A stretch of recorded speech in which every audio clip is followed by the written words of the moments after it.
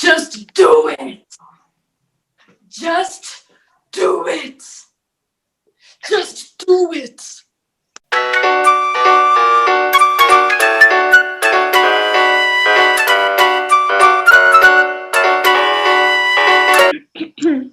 Hello, everyone. We are Not Poets, and We Are Not Poets is a community space where young people can have conversations about gender, gender-based violence, and rape culture, as well as creating a safer environment for gender discrimination and gender-based violence victims. And we are the founders. Welcome to our podcast and YouTube video. Ooh, our third one. Let's go. Our third one. So in this video and this podcast that you are listening or watching, wherever you are in the world, we are talking about whataboutism, which we are currently talking about on our Instagram page and a lot of our socials. So we will link all of that down below. But I feel like a background to whataboutism would be in order. For those who don't know it or hearing about it for the first time. I don't know, do you guys want me to explain it or? Women get raped. What about men who get raped? My father died. What about my dad? Okay, that's basically the essence of it. Yeah. Black lives matter. All lives matter. My lives matter. All lives. Yeah, so those are just some examples about what those are some examples whataboutism looks like. It's I can read the definition. Go, Nashe. From the We Are Not Broads Instagram page. Whataboutism is a logical fallacy that invalidates one argument by raising a counter argument that discredits an opponent's position by making it seem hypocritical, whilst not actually refuting or addressing it. It is a counteractive technique because it changes the conversation from this is our problem and we would like to address it to how dare you act like you're the only one with an issue, thus invalidating the victim's argument or just making them seem like a jerk for complaining about valid issues. Yeah. Basically, like it's like when people when you know, because we talked about rules before. When you're saying something about feminism or stuff that women go through, you're like, I don't like it when women are raped, and this guy's like, not you with your big nose talking about it. That's also deflection, which is also whataboutism. It's the same thing, really. The point is you want to make the problem seem smaller than it actually is by focusing on stuff that's not the problem. Imagine, I just want people to imagine. It can become a pretty risky thing, but it's tolerated on social media and it's tolerated in debate halls for whatever reason. Imagine if we're talking about rape and gender-based violence, which we do, okay. No, we're talking about racism, and it's a big problem. Think about the worst case of racism that you are aware of. And someone then says, but what about Syria? No one was talking about Syria. No one said Syria is not a thing. Are you mad? Are you okay? Like, what is the problem?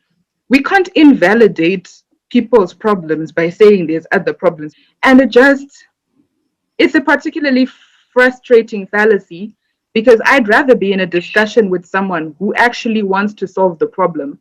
But it seems the only people that ever come up are the people who want to talk about other people's problems. There's actually an organization that it's called Fathers Against Abuse, I think. And when they were doing their advertising, their pitching, I don't know. When they were talking about their organization on the radio, they were talking about men against abuse. They said men against abuse of children, abuse against men, all of it, right? They didn't say because everyone seems to only be focusing on women. They just said we've identified a problem and we want to address it. They did not come up and say because people are always talking about the domestic abuse of women, we also want to come and talk. No, they just said, hey, we've got a problem. And it's the type of reaction we'd rather see from whataboutism. If you think it's a problem, why is it only a problem when people are discussing women's problems? With All Lives Matter, one thing that really became evident was that white people were not so much concerned about the importance of all lives. It was the fact that they felt threatened by the fact of Black Lives Mattering. And when you decide to come and say, oh, men get raped too, oh, what about menism? What about this? You are deciding that women not getting raped is a threat to you. And you need to ask yourself why that's a threat to you. Why are you threatened by women's rights? That's what's at the core of this, because we don't just film things to tell you things you guys can find on blogs. You need to introspect as a person and do better for yourself and the people around you, because that actually really matters. You are society, and when you complain about society, you are complaining about yourself. So fix yourself before you ask someone to fix themselves. I think another thing is like when people say, yeah, but men get raped too. I mean, men get raped. I read somewhere where they were like, men get raped should be a statement on its own. Like, yes, this is a general conversation, global conversation that we're always having. I feel as if it's highly problematic when people start acting as if there's only one conversation that can be had. Yes, we're having conversations, but the problem then becomes when you say, no, actually, this is the one conversation that we can have, especially when you say this is the one conversation that we can have in Zimbabwe. This is the only relevant conversation that we can have in Zimbabwe. When we speak about rape in Zimbabwe, we're speaking about general rape, right? But we're saying we've identified this problem, we're going forward with this problem, and then you come at us and you say, no, but what about men being raped as well? That conversation is happening, but you're looking at the wrong places.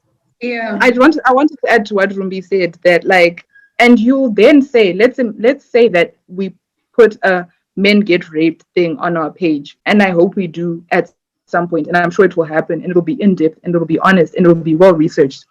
You will watch comments streaming saying, how can you get raped by a woman? You're not man enough. He could have defended himself. What was wrong with him? And you're like, okay, so you said, let's discuss men getting raped. And then you say it's not possible for men to be raped. He was just a curse word, meaning weak. And you're like, okay, so what must we do now? We say women get raped, you say men get raped. We say men get raped and you say that's not possible. He wasn't a real man. So what would you like?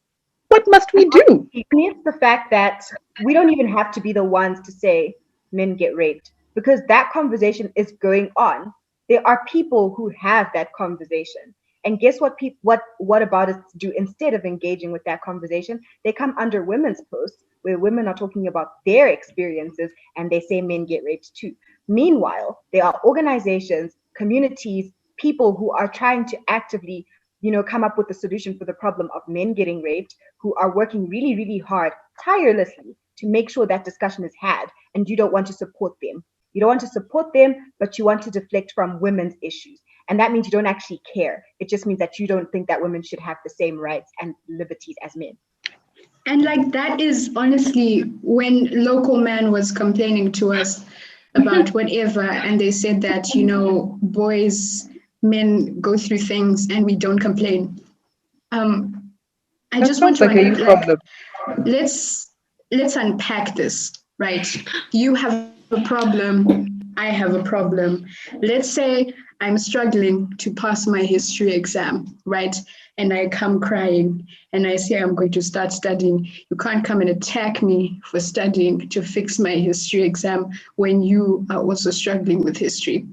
That's a you problem, okay? And That sounds certainly like a you problem. And you can't blame us for one thing, for another movement that has nothing to do with us, not much to do with us. That's not our passion. That's not our choice to focus on when you feel like it's not happening. Because for one thing, like Rutendo is saying, there's an abundance of platforms advocating for what you come under or post claiming is more important than women not being raped. Go to those sections. And the fact that those sections exist shows that you don't care. You don't actually care. You are just here to cause havoc and chaos because you want to be a misogynist for free. You can't say things and get away with it. You can't advocate for rape and advocate for the devil and get away with it. You can't invalidate survivors' experiences and get away with it. Get over that fact. Yeah, like Yes. like referring to the last YouTube video, like a lot of people don't want to be accountable for what they say and for what they do, and that's a problem. Actually, because guys, I feel like as men, right, and this is my personal opinion, if you feel attacked by it, come and we can discuss it. I feel like what Rumbie was saying, when women's discussions come up, men feel like we are encroaching on their space, because for a long time the world has been their space. They have had the spotlight. There is so much room for spotlight, and when women start to claim theirs, men are like, isn't that supposed to be ours? Because all their lives they've been taught that they deserve everything. I think the worst part for me is the fact that people really die on heels of but men get raped. I will say this 1,000 times every time we film these podcasts. Be honest with yourself, because you're not only wasting our time when you come in What About, you're wasting your own time. You gain absolutely nothing. So please, just for the sake of society, let's move and progress. And you die on hills while people are dying. It's different. But we are literally discussing life-threatening issues, and you want to commit suicide on a hill. Like, I just don't understand. There's people who just, it doesn't make sense to me. How can, first of all, it's weird. What about it, right? It exists. Like, men getting raped is a thing, and it's definitely a thing that needs to be addressed. It's a problem, and it's just as disgusting as women getting raped, right? But why are you looking to be oppressed? Why are you searching to be oppressed? Why are you like, I'm not okay? It's romanticizing oppression the way some people romanticize depression and sickness and all of those things. And by romanticizing this thing that you claim you're advocating for, you're invalidating it for the people who actually suffer from it. You can't kill yourself on a hill for fun. Because you invalidate the argument for people that actually struggle with things that make them want to kill themselves. It's messy and it's rude. Because the same people who are saying men get raped understand that their argument has nothing to do with what we are doing. And now you're going there and ruining their reputations in front of other people. Now imagine if people like us actually want to help people and to help men and boys who get abused. If you are their first ambassador, do you think anyone will want to help them? It's disgusting. It's just the idea of not understanding your privilege. Like, for you to be able to actually come to someone who's saying, I was raped, I was sexually assaulted, to actually come to them and be like, yeah, okay, anyways, men get raped too. You have to have a certain amount of privilege, because people who've been through that kind of trauma understand that they don't want anyone to come to them and be like, yeah, you have that problem, but guess what? That person has this problem and the other person has the next problem. Right now, we are talking about this specific problem. And for you to come and be like to someone, yeah, but someone else has a problem, it means that you are in a privileged enough position not to care about another person's problem. Absolutely. It means that you are okay enough not to care about another person's problem. And that's because of privilege. When we talk about the fact that the world has had a space for men for such a long time, like what Tanatswa was saying, and this has been men's space for such a long time. And that means because it's been men's space for a long time, you are in a privileged position to be able to kick women out of spaces that they create for themselves and use them selfishly. And you shouldn't be able to do that. Okay. But I think it's understanding your privilege very well. I don't think it's not understanding your privilege, because I think to a certain extent, it's people understanding the fact that we're not in a society that is able to, like, we can't tackle rape as, for example, an entire topic, but we only can do so in sections. So, for example, you can only say so, like, the abuse of the girl child. You can only say so as children. You can only say so as adult, like women, men. You can't just say rape in a country like Zim. But then the moment that someone says rape of women, and then you say, but what about rape about men? And then, okay, so, and then we say, oh yeah, sure, rape about men. Now that becomes a very weak argument now, because people are like, but like, you're just trying to talk about rape. Because then the statistics then just become very slippery, because who's accounting for that? Even just why are you going back to another local man? Why are you comfortable calling girls? Why are you comfortable name calling anyone? It's another thing of just basic human decency. Have we been name calling this time? Because I don't remember insulting anyone. Calling someone that you're a misogynist is not like a name calling thing. It's not like calling someone a slut. it's different. And like I remember, like under our accountability post, someone was like, no, it wasn't the accountability post, it was the men are trash post. Someone was like, how come you guys get to call men trash and we can't call you well, they used broads, but it's the same concept really. How come we can't call you sluts? It's because men are trash is an actual movement that stands against a real problem. You having a problem with women having rights is not a real problem. You are not the only man in the world. One. Two, men are trash is not about you. It's about the larger problem in society that doesn't hold men accountable for the issues that men cause, as in talking about rape culture, talking about gender-based violence, talking about sexism. So when you come and you're like, how come I can't call you names because you called me trash? It's really not, that's really not okay. That again is also it's not the same thing either. It's not the same thing. It's not And even on like, the same level. I think people misuse this thing called, and I can't stand it, a double standard. It's not a double standard. You are not oppressed. The people who are oppressed are oppressed. We cannot oppress you back. It doesn't work like that. There is no society in which women have to rape-proof their sons. There is no society in which before you leave the house, you have to make sure what you're wearing or what you're doing will not provoke someone into raping you. It's just not the same. We cannot oppress you back because the system is not built like that. And on the whole, like men are trash thing, I think that I also have problems with how people use it sometimes. It completely devalues the whole thing.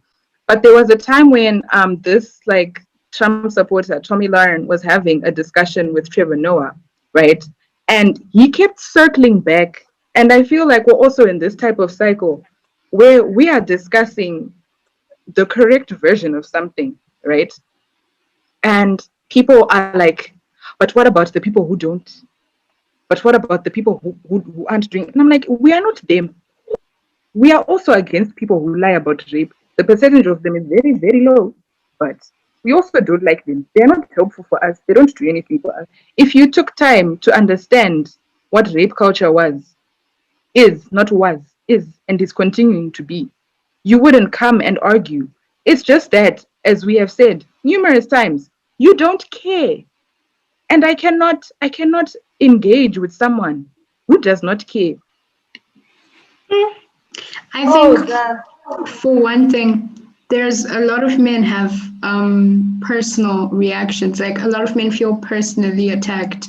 When we say women shouldn't be raped, men feel like they've been atted, which is really concerning because that's like, I don't think it's a choice. And not having that kind of emotional insight on yourself is really dangerous. And you can't really make informed decisions about what you want to believe until you've analyzed everything you can believe. And analyzing how you feel about something based off of the counterfeit is illogical and it doesn't make sense. You can't base your entire thought process off of the wrong version of something. Like that man who made that poem. She's not a feminist. It's feminism to hate on men. She's not a feminist if what. His entire poem was based on the half of feminism that is not feminism at all. We're not a page that chases clout. I also think it's a reflection of this belief amongst men that being a feminist is being a simp. About sex, it's about violence.